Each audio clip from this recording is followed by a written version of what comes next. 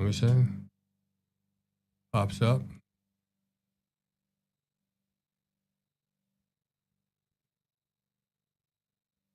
Oh, we're back. All right. All right, we're back. Hold on. Hold on. Come and give me a minute. Can you hear me now? Tell me in the chat. Can you hear me running? Yep. Okay, they can hear us. All right, let me just bring in Lance. Give me a second. Guys. Lance, they can't see you, so chill. Yeah. Did you grant permission? I did. Oh, there we go. Go ahead, Lance. Do your thing. All right. Well, of course, apologize for that. We had a little glitch with Wirecast this morning. Nothing to do with you guys, of course, and not really us primarily, but sometimes when there's updates and other things get complicated for a minute. We don't know exactly what happened, but we're back. Let's dig right in. You guys know who we are. It's Good Morning. It's Rise and Grind. And always tip of the spear, edge of the knife. Look, I've said it before. I'll say it again. Obama. We have no image, I don't think, though, George. Just go, Lancer's image. Go. Obama. Judge. Again. Crapping on the American people. You know, it's interesting. So many times you see these rulings coming down and you think, well, why didn't they want tariffs? Why do they got to make a stink about the tariffs when the other countries are paying the tariffs? Huge windfall for the country. And now we're having to repay that money. And you ask yourself, what are these judges thinking? They say it's the law, but it just seems to be a weaponization of the system. I personally think the entire judiciary needs an overhaul. And I think the Department of Justice needs an overhaul. There's no accountability. There's no consequences. Even when they violate the law or they do things that are bad for the country, they keep their jobs. Lifetime appointment, absolute immunity, qualified immunity. These are all the terms that empower them to do things like this. But this judge, I don't even understand the law behind this. I don't really get it. This decision is going to cost the country an incredible amount of money. So this judge just blocked Kash Patel's plan to move the FBI headquarters into the Reagan building. Now, the FBI headquarters needs a major overhaul. I guess 500 million. And they don't want to spend the money on it because, of course, even then it's just kind of putting a Band-Aid on something that isn't really great. So they made a decision. They were going to move a lot of FBI agents locally around the country, which makes sense because they're already designated to some of these offices, assigned to these offices. And then they were going to, instead of building a brand new building, which is going to cost billions and billions of dollars, they were going to revamp the Reagan building. This was Kash Patel's concept. But Maryland Democrats, when they found out, went ballistic because, of course, this Greenbelt project was going to create a windfall. It was going to create jobs for Maryland. I don't care about creating jobs. I want to save money for the American people. I want to make good decisions. But this is U.S. District Judge Theodore Chong. So he decided Monday with the Democrat-controlled state of Maryland and the Prince George's County who filed this case. But they've been, of course, the jurisdiction leading for the brand new. They've been the one that looks like was going to get it. The brand new multi-billion-dollar FBI campus in Greenbelt. Now, the GSA and Patel looked at the numbers. They analyzed it and said, look, this isn't a good idea. We've got a building sitting empty over here we can use. Why don't we just put money into revamping this building and save a shitload of money? They could do it for a fraction of the cost that the new Greenbelt project, which, is a shocker in a way because, of course, government spends money like it's unlimited. They just print some and then the bill comes down for us and then we're another $1 trillion in debt. Now, this is the same, this is basically Chong vacating the selection of the Ronald Reagan building. He doesn't want any renovations or relocations there. And he erased the reprogramming of the $555 million in funds. He declared the decisions not in accordance with law and beyond the agency's statutory authority. And you guys tell me, you guys think judges should be involved in decisions about where a building goes and where a building doesn't go when the federal government comes up with a plan that's going to save the American taxpayer money, do something smart when it comes to spending instead of just doing whatever the hell they do, spending willy-nilly? So this whole Greenbelt thing was a Biden era project. Of course, why wouldn't he push for Maryland? Now, Congress still has not fully funded that massive new construction project. It's going to cost billions. It destroys Patel's Reagan building plan unless the administration is going to win on appeal. So we're going to just burn up some more time, burn up some more money. Does anybody, I got to ask the audience, I got to ask George. George, do you feel like judges should be involved in decisions like this? Well, let me first say this. Fuck the FBI. They shouldn't get any fucking building. They should stay in the Hoover building and feel the pain, because there's so much corruption within them. At this point, they don't deserve any new building. They don't deserve nothing. Until they start cleaning up their own house and really clean house in other agencies, they shouldn't get anything. That's first and foremost. You know, Lance, I don't really know much about this case, but they're blocking this, citing a law or something, right? So I don't know. They're saying that because Congress earmarked the money, that gives the court justification for jurisdiction. But I think it's just like Patel said, I think it's impermissible intervention for political motivations. I don't think it's, let's look at it like this. Let's assume for a minute that the FBI could be straightened out. And I know that's a stretch. Okay, I'm not positive it could be straightened out. I think it's a stretch. The issue I've got is that here comes the FBI trying to make a good economic decision. They've got a building sitting empty there, and that building could easily be fixed, right? The Reagan building could be put to good use. But nope. Now, they've been working on this, the replacement of the J. Edgar Hoover building for like 2 decades, for 20 years. The Reagan complex is already existing. It's already a federally owned property. It's only a few blocks from the current headquarters. And repurposing it would avoid billions in new construction expenses and a massive delay. That project is going to take years and years and years. Let's assume for a minute that they could straighten out the FBI. And again, I'm not the one saying that. I'm not saying that that's possible, because I've said it many times. That place needs an ethnic cleansing. And they've got about $300 million in deferred maintenance that the Hoover building currently needs. They would need $300 million just to bring it up to code and fix a bunch of stuff that's wrong. And they've been waiting on that because they thought, okay, well, why put that money into that building when we're talking about this Greenbelt project? Now, the Maryland Attorney General, Anthony Brown, of course, celebrated Chong's decision. Congress made a promise. No, that's not how this works. I don't care about that. I care about the American public. I care about the debt we're in. Screw the Attorney General, Anthony Brown. He can go fuck himself.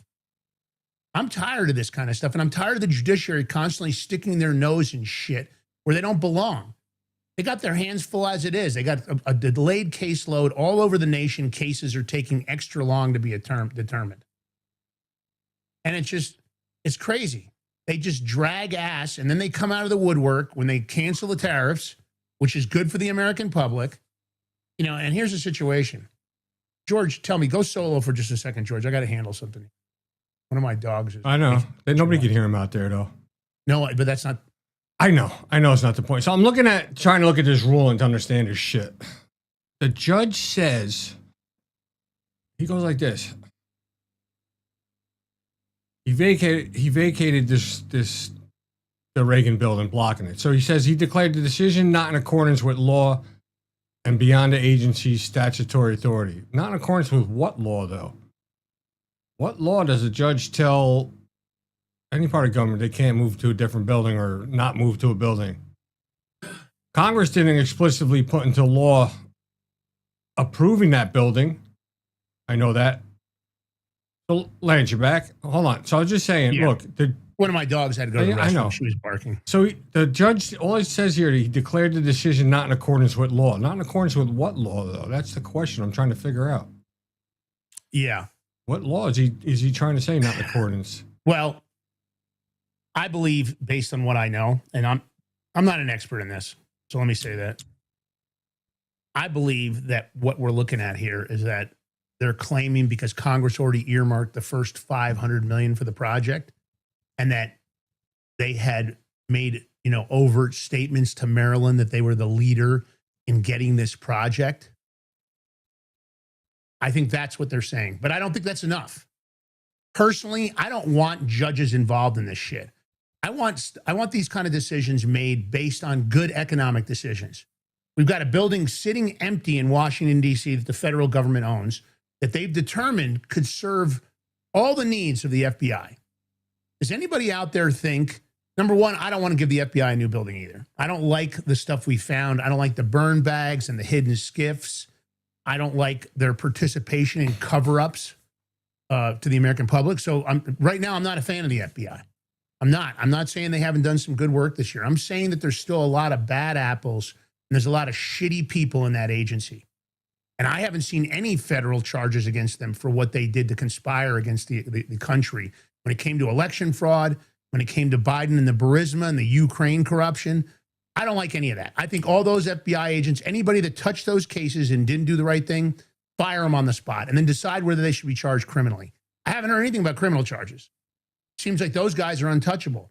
But I'm tired of these judges who are politically motivated making decisions. The tariffs were bringing in billions and billions of dollars.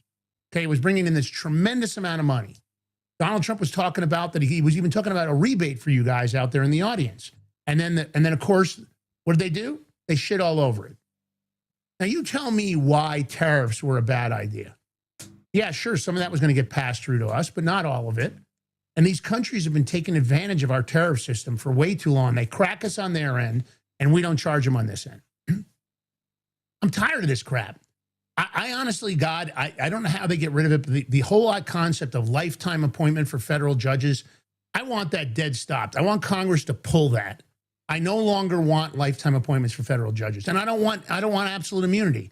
If they make a bad decisions, they should face the consequences of the actions. I don't like this thing where they can make a decision that doesn't seem to follow the law, or they can ignore the facts of a case like they did with the J6ers. They've done to many people, including myself. And then they screw you over with procedural blocks and stuff like this. I don't know how we're going to fix this judiciary, but it needs to be fixed. Enough is enough. This is some horrendous, damaging, country damaging behavior. So the judge said, he wrote a 47-page opinion that Trump's administration's move to divert the funding and cancel the plan was arbitrary and capricious and not in accordance with law, in addition to other violations of federal law. So I know Congress funded something, I don't know all of it. So if Congress specifically funded that money to go for that project, then I'm going to say, because they have to either go back to Congress and have them change it and take the money back and redivert it. Because if Congress allocates or whatever they voted on that money for that new building, I don't think you could just a year later say, oh, you know what? We're not going to do that building, take that money and go do something else with it. So I think that's where the major issue lies. I haven't read the whole opinion, but you have to think about it like this, right? Does anybody in our audience, and you included, George, do any of us don't feel like they're spending way too much money in Congress on lots of things we don't need? And here comes a common sense approach. We've got a building. It's suitable. It could be updated for a lot less money. And this project is going to take years to bring in. They're always late. Okay. I'm with you. I'm 100% with you. But they Kash Patel, whoever's in charge of whatever that, has to go back to Congress and present that. They didn't do that. So they have to vote on it too, to stop that funding and reallocate it to the other building. But of course they didn't do that yet because they just got shot down in this ruling. So now Kash Patel can go to Congress and say this is what he wants to do and this is what it's going to save the American taxpayers. And it would, I would say as long as we have a Republican Congress, they'll go for it. Why wouldn't they? Well, you would think. Well, we'll see. We're going to find out. They don't seem to vote as a block. I mean, we were supposed to control the House and Senate. And this is, without a doubt, historically, the most ineffective Senate. Senate we've ever had. Because Congress is doing pretty good. But they're the most ineffective. Senators. Honestly, they can't even pass the Clarity Act. What is so complicated about the Clarity Act? Because you're kissing the bankers' asses? Yes, if you sir. don't want to allow staking in real world assets to pay higher rates of return for the American public? How about the 30% credit card interest that Donald Trump said he was going to try to do something about? We haven't heard another word about that. That dead stopped. Clarity Act can't pass. The SAVE Act can't get passed. This Congress sucks. I mean, they really do. They're awful. I don't know how we're going to fix this. Between the judiciary and our Congress, I don't know what to do, guys. We're in a situation, and the midterms, you know, unless we have a war powers president and he pulls the National Security Act, I just don't see it, because I don't think we're going to get any deep state arrests. I don't think that's going to happen. I don't see anything in our future that indicates deep state arrests are coming any moment. So I don't know what to tell you, but does anybody else feel like this judiciary is a major problem? Because I do. I feel like it's something that I don't know how we get past it, because they are constantly cock blocking everything. That's all they do. And every time we need a ruling, and I'm not saying we have some decent rulings coming out of there, the Supreme Court's done a better job than the rest of the courts. But why is there so much division? Why is it because a judge was appointed by Biden or Obama or Trump, and we get these rulings that are politically motivated? Judge Wong should have said, listen, he could have said something smart. He could have said, look, I'm not against what you're doing here, but I think you have to go through the process, and here's the process. He didn't do any of that. He just blocked it. And now Maryland is just, oh, yeah, we got a big win. Only because Maryland wants the money. They want all the jobs related to a brand new giant FBI complex. And that's not good for the country. I don't give a shit if it's good for Maryland. Sure, Maryland wants the easy gravy train. Fuck Maryland. My thing is, I want what's good for the country and the people, and what's good for our financial situation here. Do we need to be billions more in debt when we could just be hundreds of millions? They're saying to get this building up to speed, it's not going to cost anywhere near that. Now, I don't know what the total budget is for taking the Reagan building and converting it. The Reagan complex is big for anybody that's seen that building. It's a big complex. And with Patel moving those 1,500 employees to the field offices that they were responsible for anyway, now they're moving into the markets they're responsible for. You know, this is decades of federal waste and bureaucratic incompetence. I mean, this would be a victory for the American public that we're trying to do something common sense financially. Any corporate company, any big, Wall Street company would make the same decision. I'm open to suggestions. How do we fix this, guys? Because I don't know what we do here with these judges. In my opinion, they're out of control, and they're weaponized, and they're biased. I'm not saying there aren't good judges. There's some amazing judges around the country. Well, and for those Lance, judges I don't know if this judge is being biased, though. If, like I said, if we're just talking about this particular judge right now, and which Congress did allocate money for that specific project to be in Maryland, then you can't just take that money and use it for something else. You can't. You're not allowed to. You have to go back to Congress. Well, there's nothing to say that Kash Patel wasn't going to go back to Congress. Now with this ruling, he's been dead stopped by a judge. There's nothing to say that he wasn't going to present the whole project and say, this is why this makes sense. Well, they should have did that then. Maybe they had a plan to do it. Maybe when these court cases came online, maybe they were in the middle of it. I don't know the exact details. Right. But let me ask you this. If we take that out of the mix for a second, mean, hold on. Do you think it's common sense? Hold on. Let's stick to this real quick. In all reality, I don't know if I could be mad at Maryland, because Maryland's trying to do what's best for Maryland. And they want that building there. They want that money, the economy, and all that stuff coming into that area. So, I mean, I don't know if I'd be so mad at them. They're taking a shot. Yeah, I don't like it. I'm tired of the waste. I'm tired of the greed. I'm tired of the bureaucratic. You have to think, why didn't they do this in the beginning? Why did they even bring up? Because who was it? Honestly, I'm kind of shocked. To tell you the truth, George, my thing is that I feel like they don't have to. You know what I mean?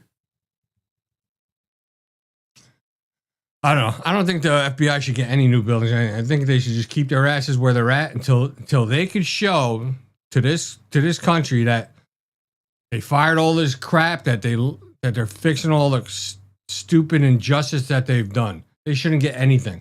They don't deserve it. I don't care who's in charge. Because we haven't seen that yet. We still, we see so many stories of FBI agents did this in 2020 and 2 years ago, but there's no consequences. I mean, Lisa Page and Peter Strzok are still walking around like nothing's wrong. Dirty 51+8 still walking around like nothing's wrong. All the people that participated in the Russian collusion hoax still got all those auto pen pardons for the J6 committee. Fauci's still walking around. I mean, this is not justice, because if it was any of you guys in the audience, if it was George and Lance, we'd already be indicted. They wouldn't waste any time coming after it, because that's how the system works. That's what they do. So I don't know. This is horrendous. I don't know how we handle this, but one of those things. Well, it's going to be handled they're going to appeal it, number one. Right. So we'll see what happens in the appeal. Yeah. But number two, I mean, Kash Patel's got to go to our Republican-led Congress and get it done. Yeah, but how do we, again, do you really feel like that this is something that the judiciary should be involved in?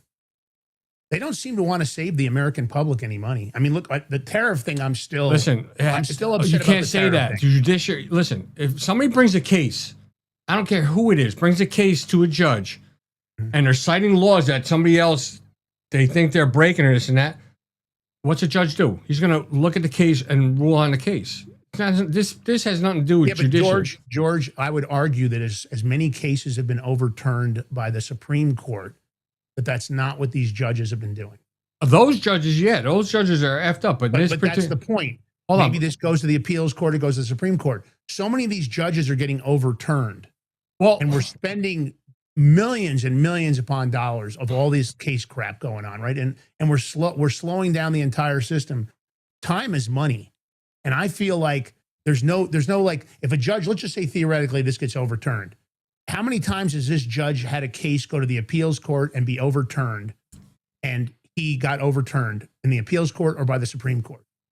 Shouldn't there be some kind of a count that if a judge has that happen, a couple of times, that he should be removed because he's not making good legal decisions? Where's the accountability for not doing a good job? I mean, I don't understand lifetime appointment. I really don't. I don't agree with it, because it enables we you. make that. I mean, but it enables you to make. I don't understand qualified immunity. I mean, shit. Absolute immunity. I mean, God is the only one I know that gets absolute immunity, and he gets that just because he's God.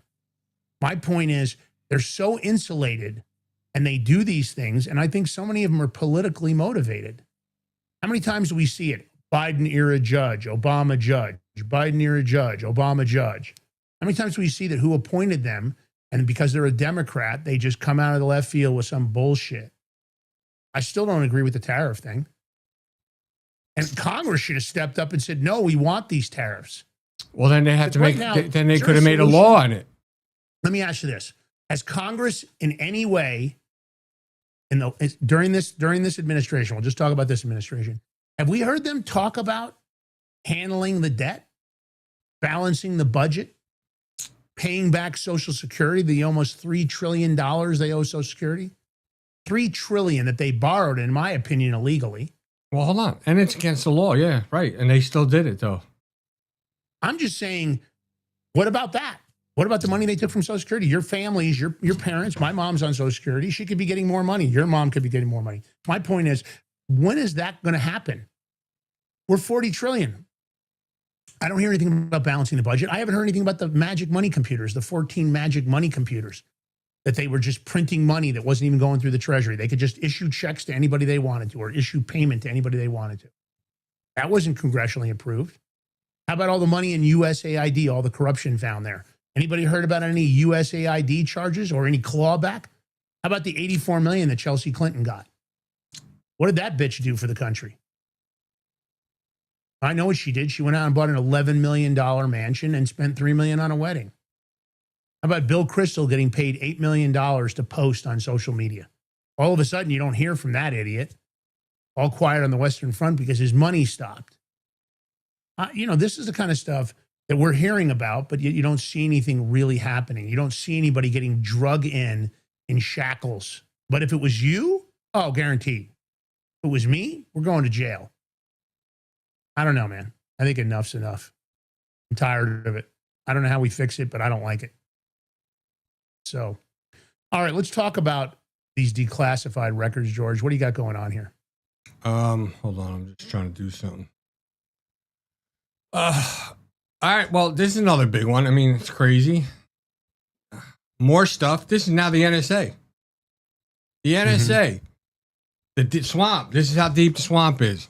These are declassified records that are alleging a top official that was reluctant to share election intel. Why? Because he feared deep state label from the White House Transparency Task Force. Well, you are deep state if you didn't want to share it. This is a March 2020 email. Let's just go back what we're just talking about, accountability. Who in the NSA is going to be held accountable for this? You're holding intelligence about elections from the President of the United States.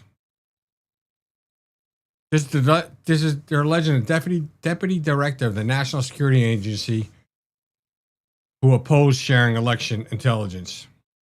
This is actually matter of fact. This is including 2016 to 2020. I mean, this is exactly the kind of stuff that Tulsi This is a deputy director. So hold on. This is a deputy director. So where's the director of the NSA? Did you know about this? Did you hold that too? And if you didn't know about this, how the fuck do you not know what's going on in your agency? You're talking about your number two.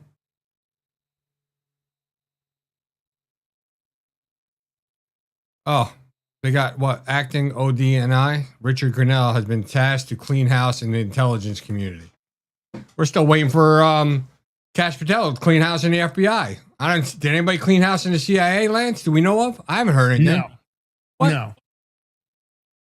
I mean, Pulte was the only one that did any deep state house cleaning. They should move him around to the NSA, to the DIA, to the CIA, the FBI.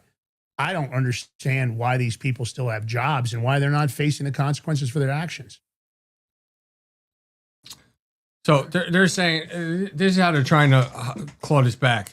They're saying releasing intelligence about 2016 election and 2020 would lead the NSA to being accused of releasing it for political purposes. What? It says deputy director wanted to protect NSA's reputation as neutral, credible, while admitting the CIA, FBI, and ODNI were perceived as hosting or being part of the deep state. How can you be credible when you just held this information? Viable election integrity information. That's not credible. That's not being neutral. I could say you're being biased because whoever was doing the bad election stuff, you're protecting them. So you're being biased against the other party then. That's not being neutral. They say a credible whistleblower complaint was filed alleging that the CIA, the FBI, oh my God, and other IC agencies suppressed intelligence about China's influence operations during the 2020 election, targeting President Trump and his campaign. Hey, Lance. Yeah.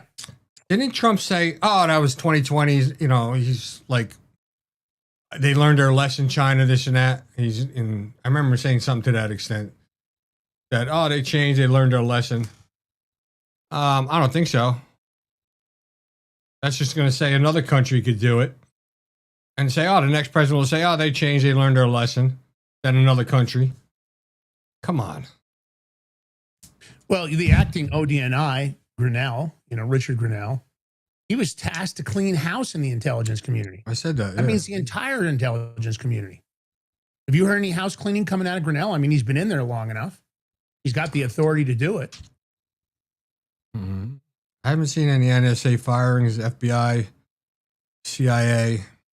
I haven't seen anything. Nothing. I've heard of some staffers, or stuff like that, but fuck the staffers. I want the big dogs here. Well, and listen to what this guy says. This deputy director says he didn't release it because he didn't want to be accused of releasing it for political purposes. No, it's not political purposes, jackass. It's the truth. I know. And yes, the CIA, FBI, and ODNI, yeah, They are part of the deep state. I mean, these are credible whistleblowers during that time period too. You know, it's funny. Read the last paragraph, Lance. Yeah, I'm looking all the way down. Oh, Going. Read that.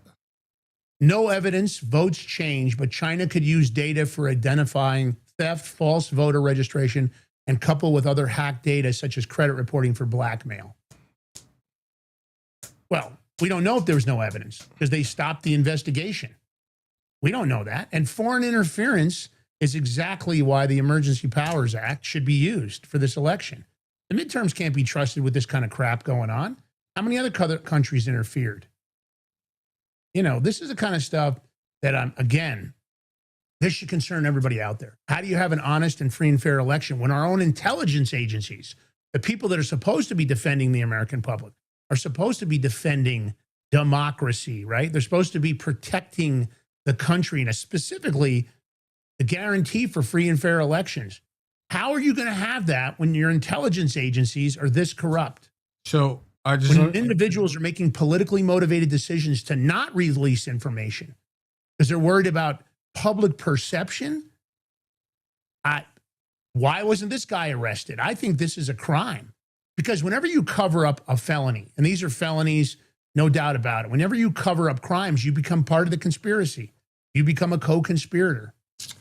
So Richard Grinnell was the acting director of National Intelligence, DNI. This was under 2020. This time around, he's not. He's only special. He's a special envoy for something. I don't know what it is. He's American diplomat. He's a public relations consultant, and he's a special presidential envoy for special missions. That's what he's doing now. He has nothing to do with intelligence agencies. So why does he still have a job, knowing that he didn't do his job back then? Why is he still in the administration? Why is he still working in Washington, D.C.? I don't even know if he's in D.C. Who's the acting ODNI right now? Who's the DNI? Yeah. I'll tell you in a second. Yeah. I'm curious to see who it is. That's my mistake, guys, so I apologize. Oh, Jay Clayton. Okay, so why isn't Jay doing anything about this? He just got confirmed, didn't he? He took it from Tulsi Gabbard, right? She was the DNI.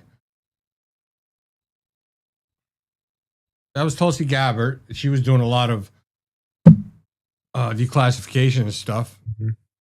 She actually declassified a lot of the election stuff and Russian stuff, and that's actually with the grand jury. So, but they still could have fired people, right? I agree. I agree. Absolutely. The DNI's responsibility is to manage their entire intelligence community and serve as a principal intelligence advisor to the president. Oh, you better start managing and firing people. That's a problem. No, you never see no consequences for any of these people. Should just stayed in the intel community. You know, it should have been like this, right? Have been good. Why not? Yeah. Won't get fired. Can't get in trouble. I can do this, and that. So we're going to go to another prime example. Why wasn't Eric Swalwell ever charged? Oh, that's because Jack Smith didn't want to prosecute him back then when he was having an affair with a Chinese spy, Fang Fang. Same Jack Smith. He didn't want to go after Swalwell.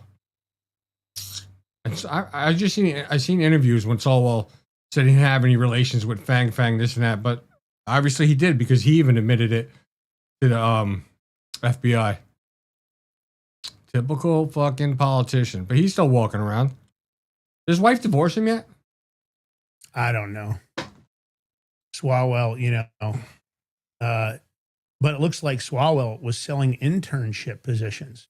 No, for $5,000 a pop. Was he really? Well, it looks like the FBI, the Fang Fang was offering favors for Swalwell in exchange for donations. So that's how she was kind of milking the bribe, saying, well, if you sell this internship, you can get $5,000 a pop. Fang Fang, 5,000. So wait, it's 5,000 sucky fucky from Fang Fang? Well, I guess maybe it came with some sucky fucky. I don't know. You know damn well he was in there. He said he was having relations with her. Yeah, that's not. Let's play the clip. Jesse Waters. News alert, we got our hands on the Fang Fang files. For years, Swalwell's been accused of sleeping with the enemy, Chinese spy, and he denied every ounce of it. Did you have any concerns about this person before you had what's known as a defensive briefing from the FBI to make you aware of this threat? No, Jim, I was shocked when, just over 6 years ago, I was told about this individual, and then I offered to help. The story says that, there was never a suspicion of wrongdoing on my part. Now he's eating his words. New bombshell documents, declassified by the White House, show the FBI interviewed Swalwell back in 2015. That was Obama's FBI. And he admitted to a physical relationship with the Fangster multiple times. They first met in the fall of 2012. He called her a striking individual, went out for a drink a few weeks later before things turned physical. He said it was just casual. They never formally dated. But Eric said Fang wanted to do more than just hang. He told the FBI about a time that they hooked up before he was elected to Congress. Swalwell said she showed up late at night. Fang Fang banged on his door. He let her in. She left a few hours later. He said he'd taken an Ambien beforehand, so he couldn't remember much. Did he light any candles? Well, Eric couldn't say. The spy sex wasn't a secret. Swalwell's staff knew all about it. One aide told the FBI he heard Fang Fang would show up to Swalwell's door and make it clear she wasn't wearing any underwear. But it wasn't just sex. The FBI opened an investigation into possible illegal donations to his campaign. The name of the investigation? Freshman 15. Looking into whether illegal campaign donations were being traded for internships and access to Swalwell. Fang Fang was in the country on a student visa. She couldn't legally donate to his campaign herself. So they investigated her for orchestrating a straw donor scheme. And their financial analysis flagged 4 successful cash movements within a year. The FBI also intercepted intelligence that Fang Fang was offering favors for donations. Yeah. She reportedly guaranteed a private meeting with Swalwell for $5,000 and said she could land you an internship in his office for a steeper price. According to an FBI interview, she referred a student she called her sister, and that student was hired and worked on Swalwell's campaign for a year and a half, knocking on doors and researching people Swalwell was about to meet. She had access to every single donor record. Now, in the documents, Swalwell says he had nothing to do with the hiring. All he did was forward Fang Fang's referrals. But the FBI always had its eye on the spy. A memo identified both of her parents as Chinese intelligence officers. And in the summer of 2013, an undercover officer tried to flip her, recruit her as a double agent. Fang Fang's official FBI nickname? Rusty Thumbs. She bragged that she used her sexuality to exploit politicians. She knew she was young and knew she was pretty and knew she could get away with it. But the FBI must have slipped up because Fang Fang smelled a rat and cut off all communication. She got spooked and fled to China, never came back. James Comey never pursued her. And the DOJ closed the investigation. Jack Smith decided not to prosecute her. And yeah, that's the same Jack Smith who tried to put Trump in prison.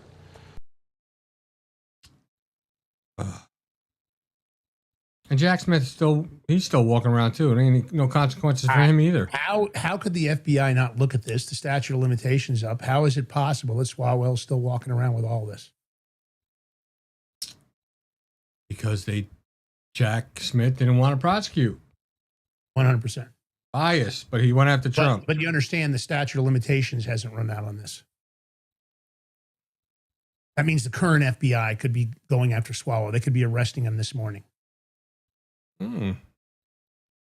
What is the statute of limitations? Same thing with Jack Smith. Yeah. Because, of course, he committed misprisions of a felony, obstruction of justice, and many other crimes. All right, let's talk about Tallarico. Yeah, Texas State candidate, Senate candidate, James Tallarico. You know, the one that rented a truck to for a commercial, try to look more Texan or whatever, however you want to describe it. Had that fake group of people saying they were MAGA and switching over or voting for him, which turned out to be all fake. Now, I mean, any and all black people should be insulted by this. He's just pretty much saying they're incompetent, dumb, and ignorant, which is very not true. Because a lot of them have driver's license, they have IDs and stuff. He's claiming the SAVE Act targets black voters. This is so racist. I know, right? I mean, the black community should just be pissed. This is like a racist thing, somehow alleging that they're not capable of figuring out how to use voter ID or how to use the voting system correctly. Horrible. Play the clip. Fucking Democrats, party of racism. We as human beings have the right to shape our own destinies. Mm-hmm. And we do that through the vote. Mm-hmm. And so many brave Americans, so many brave black Americans have fought and died for that right. Mm-hmm. And so for politicians in Austin or in Washington, as they're now doing with the SAVE Act, they are trying to rob our neighbors, particularly our black neighbors, of those God-given rights. So I have a track record of using every tool in my toolbox to protect voting rights. The guy that's sitting there, the black gentleman in the pink suit or whatever, peach suit, whatever color, like what you'd think he would sit there and just look at him like, wait a minute. You would think. I'm black. What are you saying that it would take away votes? We couldn't vote. But there was no follow up on that. As most now, I might most call mainstream media, reporters don't do it. You never see the tough questions being asked or the challenges. Wait, hold on. I might. No, I wasn't holding on. I was actually agreeing with you. No, I know. I wanted to add something though, because I think you'll like it. So either he paid off that reporter to be soft on him, or that reporter in itself is ignorant and stupid for not asking a follow up, especially being a black person. I mean, how dumb can you be? But that's what they do, right? They create a narrative and they want to propel the narrative, and they're trying to, instigate the black and colored community to be angry that somehow this is a Republican issue. The SAVE Act is just common sense. Any of those same people, it doesn't matter what color, have to use an ID to get on a plane, have to use an ID to buy a gun, have to use an ID to get married. They're capable of doing all that. Somehow, it's just the voting is the only thing they're not capable of figuring out an ID. You're going to tell me black Americans don't get on planes every day showing their ID? You tell me that black Americans don't use IDs every day to buy a gun? See, that's the problem. It's selective narrative. It's the same thing that just CNBC exposed. You remember when Elizabeth Warren and other Democrats came out and were trying to talk about some kind of, strong GDP and the inflation report. They attacked it saying, oh my God, this is going to happen. They don't like a president, so they come out with this garbage, a total nonstop hysteria over tariffs when tariffs were a great idea. Talking about all the rest of it. And they put out this like, oh my God, you have no idea what'll happen if we let this happen. If we allow this to happen, it's going to be crazy. It's going to be awful. They use the reports. They come out and the Federal Reserve talks about raising interest rates or not, and then they jump on and they create this global narrative. Let's play this clip because they are just exposing the shit out of what I'm talking about. They create a story, they propel it to try to agitate Americans and create conflict between Americans, right? You got to go, oh, Republicans, Democrats, oh, black versus white. Division and chaos, it's a tool. Hopefully our audience has the common sense to recognize when they do this. That's what it is. They want to keep us divided. Doesn't matter whether it's race, creed, religion, or political beliefs. Let's play it. But I have a question before we play it. Here is CNBC, right? They're mocking the Democrats and Elizabeth Warren. Meanwhile, when Elizabeth Warren and Democrats were talking about all that stuff, putting the fear mongering, they're the ones putting that up and agreeing with them. And now they're trying to look good and say, oh, this and that. Get the fuck out of here. The left and people that don't like the president and don't want things to work. And, Senator Elizabeth Warren will come on and say, inflation's out of control and the economy is getting killed by what's happening by these tariffs. This 3% with the market at new highs, and really we haven't seen inflation, go up back to 3%. Maybe it will this week. Maybe we'll see it. But none of these horrible things have happened, but they still talk like it's happening. It's amazing. Well, there's an important lesson there. Don't pick a congressman to be your money manager. That's what I would say. But in the end, Congress has their own reasons to point out certain things. And the Democrats, of course, as you pointed out, really don't want to see the current administration have some success. But there's no doubt that this is some success. We're seeing more horsepower. We're seeing better equities. Inflation really hasn't changed much in the last year or so.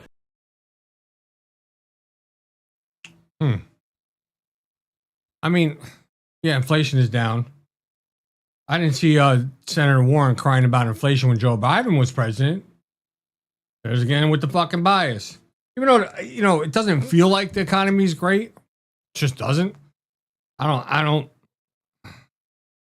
away from what sentiment from people, they don't feel it either. I think food prices are still high. Gas prices, we know, is high. We know food why. Prices have gone up. They say that ground beef, since this administration took power, and I'm not saying it's their fault, I'm saying that it's got a lot to do with the beef industry and the processing plants and the control of those processing plants, because the ranchers aren't the ones that are inflating the prices. The ranchers aren't getting more money for their cattle. It's got to do with the processing companies. Ground beef, since Donald Trump took office, is up another 30%, which ground beef used to be a staple for a lot of homes. It was an inexpensive protein and they could use it. Pork is down, but many other things are up. Eggs are down, but there's a ton of stuff that's up. I don't know about you guys, but when I go to the grocery store, I'm a price checker, and I even still am shocked when I get to the register and I look at my total. I cringe. I'm spending way more than I ever spent on food. And I can't say that I'm necessarily buying the food items that I would normally buy, that I'm looking for stuff on sale. I'm doing that thing because I'm trying to be cost sensitive. I'm trying to be common sense. But, Donald Trump likes to talk about everything being great. I don't think it's great for America. I think interest rates are up. I think people are suffering on mortgages they signed up for. Interest rate on car loans are up. Here in Colorado, I see people driving older cars more than you would expect. There aren't as many new cars on the road. I see a lot more new cars on the road, as an example, when I'm in Florida. You're right, bro? Yeah, I'm okay. Get the hiccups? I did have a little hiccup there. All right, let's talk about, at least this mom's putting her money where her mouth is. And this is what happens when you can't get the school board or the precinct or the county to listen. Then I guess you just have to go to threats and tell them exactly what you're going to do. This mom put her school board on notice and said, if my daughter calls me to say a boy is in her middle school bathroom or locker room because her school and this school district won't protect young girls, that's child endangerment. And I'm coming to the school with police officers and pressing charges. And she's right, because it shouldn't be happening. And we shouldn't have to worry about our kids going to school and being groomed. We've seen it in the classrooms. Bad enough that it's online. But it shouldn't be happening in the school system. And this boys in the girls' bathroom and locker rooms, come on. It's ridiculous. Let's play the clip.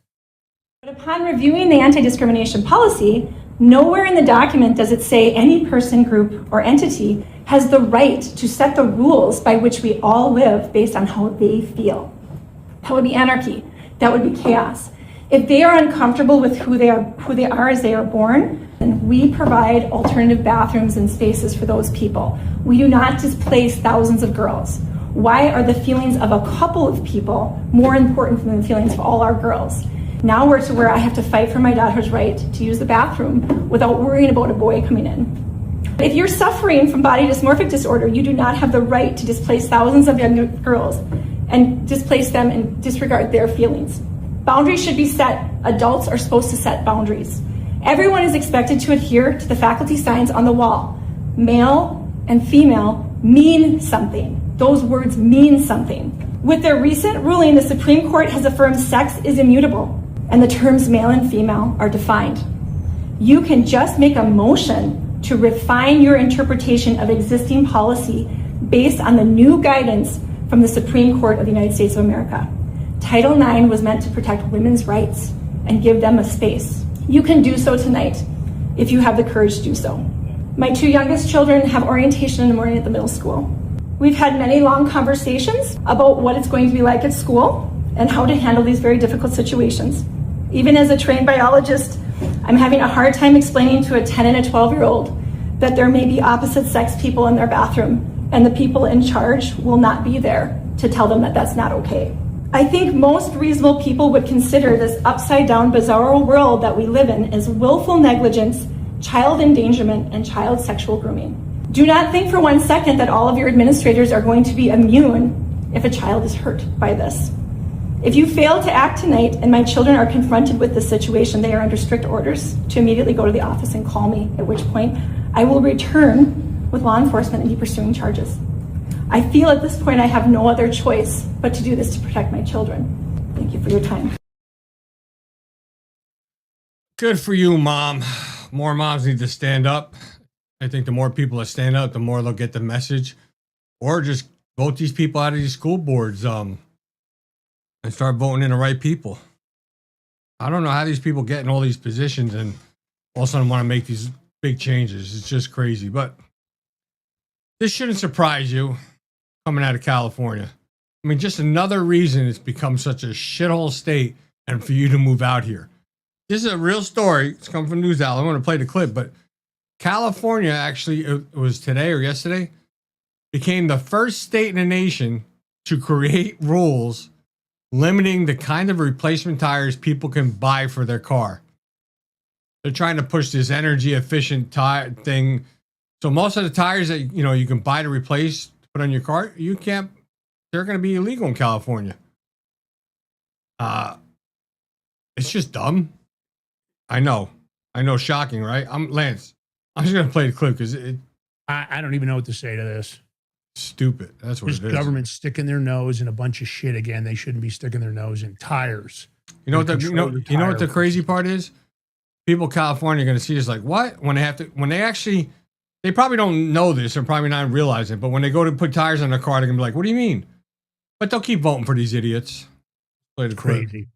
California regulators approved new rules that will limit the type of tires you can buy when it's time to replace them on your car. Yeah, while the California Energy Commission says that this is meant to save money for consumers, tire makers say that this will add to the cost of living here in the state. And Case Area 3 was the only TV station at the meeting today. Case Area 3 political director Ashley Zavala was there to watch the vote. So walk us through what this is supposed to do. This was a lengthy hearing, and ultimately the California Energy Commission in a unanimous vote approved new rules that will phase out the sale of replacement tires that are currently sold in California that do not meet certain energy efficiency standards. It's expected to eliminate most of the tires that are right now sold in this state. The goal is for consumers to save money on gas or electricity if you have an EV by having more efficient tires. At the center of this is a tire's rolling resistance, or how much energy a tire uses as it rolls down the road.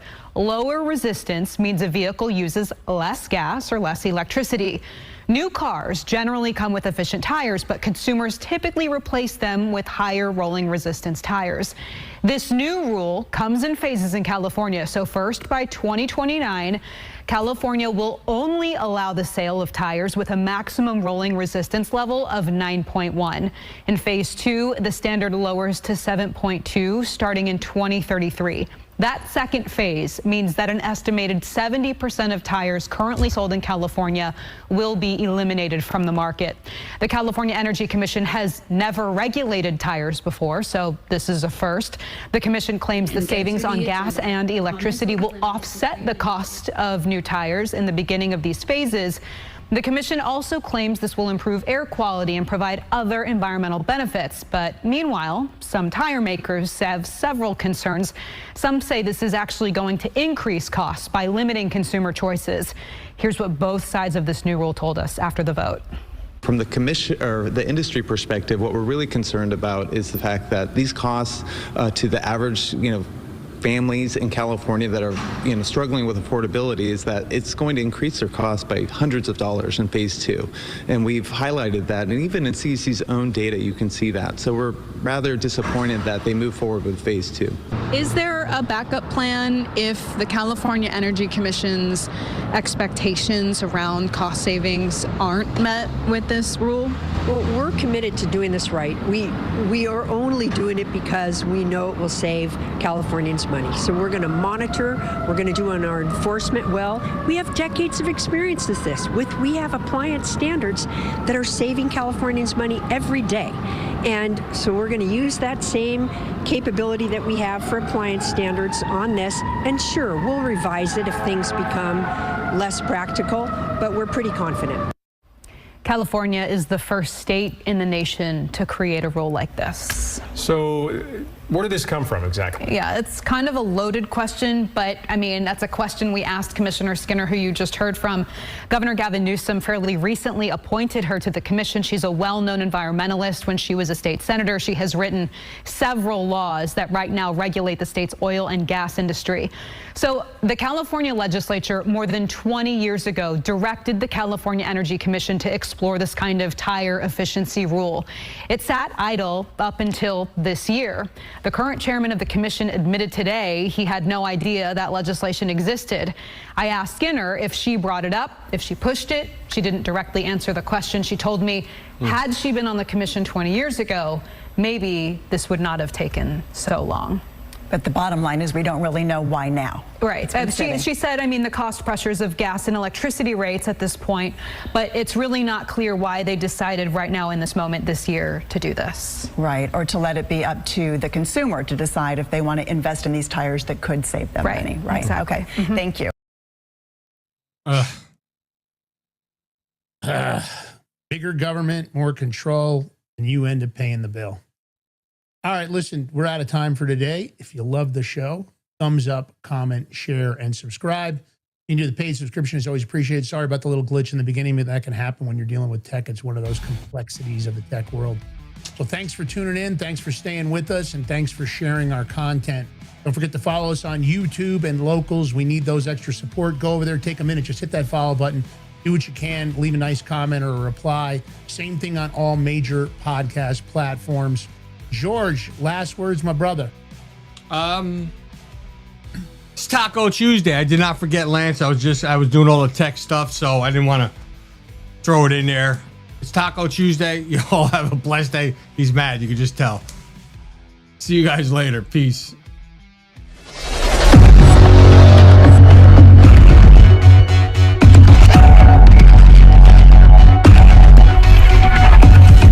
What if you could predict your financial future? And what if you could trade on it?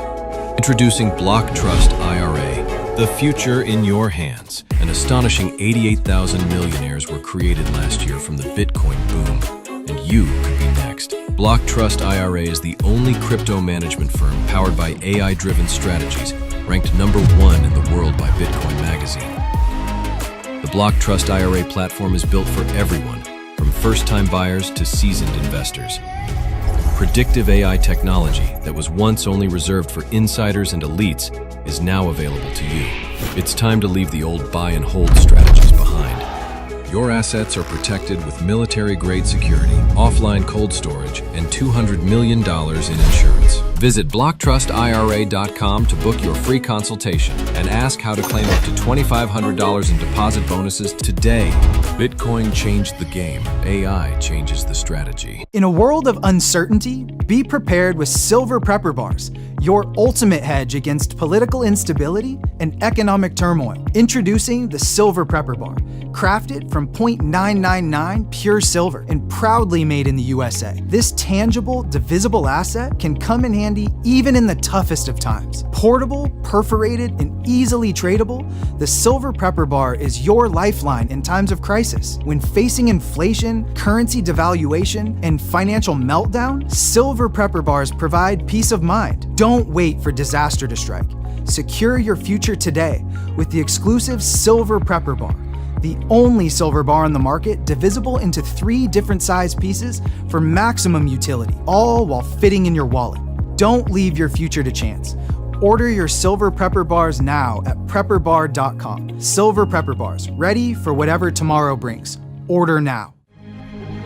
Forged through rigorous training and honed by the finest instructors on earth, these canine units serve beside our nation's warriors as they fight to preserve what we cherish. When these warriors complete their duty, the Warrior Dog Foundation provides them with a home deserving of the service they've given us all. At our state-of-the-art kennels, they receive rehabilitation and care suitable for heroes, because that's what they are. Be a part of giving them a future today. Visit warriordogfoundation.org.